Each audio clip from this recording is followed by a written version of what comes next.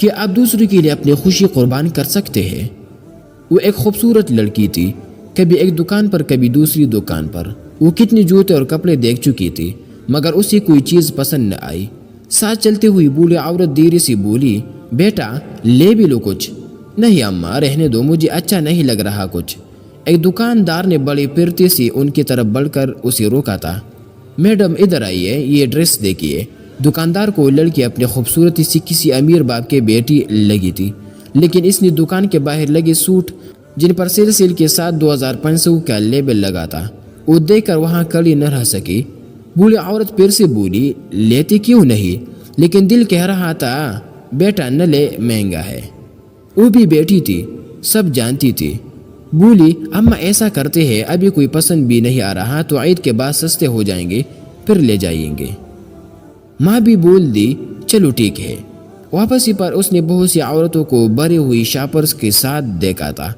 ایک چھوٹی سی بچی ایک ریڈی میڈ سوٹ کی دکان کے باہر کڑی شیشے میں سے کپڑوں کو دیکھ رہی تھی۔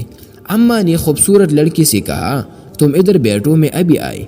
وہ جلدی سے بچی کی طرف بڑھی، پوچھا کون سا پسند ہے؟ بچی نے گلابی رنگ کے ایک فراق پر ہاتھ رکھ دیا۔ اس نے قیمت پوچھی تو دکاندار نے کہا 1500 ہے باجی۔ اس نے آؤ دیکھا نہ تو اماں کے آنے سے پہلے ہی اپنے پرس میں سے بٹوا نکالا، اندر پورے 1300 تھے۔ اس نے کہا بھائی بحث نہ کرنا، اتنی ہی ہے۔ دکاندار نے جلدی سے سوٹ پیک کر دیا۔ لڑکی نے سوٹ پکڑ کر شاپر سمیت بچی کے ہاتھ میں تھما دیا اور پیار سے پوچھا، آپ کے امی ابو کدھر ہے؟ بچی بولی، دادی کہتی ہے امی ابو اللہ کے پاس گئے ہیں، تو آپ کس کے پاس رہتے ہیں؟ میں اور دادی اکیلے ہیں۔ وہ ہے دادی۔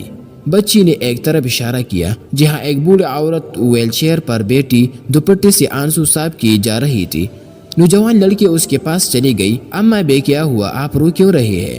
عورت نے کہا، میں ایک ہفتے سے اس فراق کے لیے پیسے جمع کر رہی تھی، لوگ کچھ دیتے ہی نہیں، لیکن وہ اللہ کتنا عظیم ہے، کسی فرشتے کو بھیج دیا، ورنہ میں سوچ ہی رہی تھی کہ جتنے پیسے میرے پاس ہیں اس میں زہر لے کر بچے کو بھی دوں گی، خود بھی پی لوں گی۔ تیرا بہت شکریہ بیٹی۔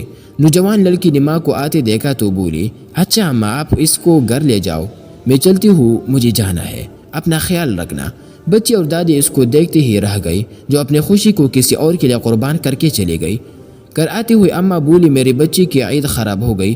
نوجوان لڑکی نے کہا، قسم ہے اماں ایسی عید اب کبھی نہ گئی، جو سکون اللہ کے مخلوق کی خدمت میں ہے وہ کہیں نہیں۔ اپنا بھی خیال رکھیے اور دوسروں کے بارے میں بھی سوچیے۔ اللہ تمام غرباء کی مدد فرمائے، آمین۔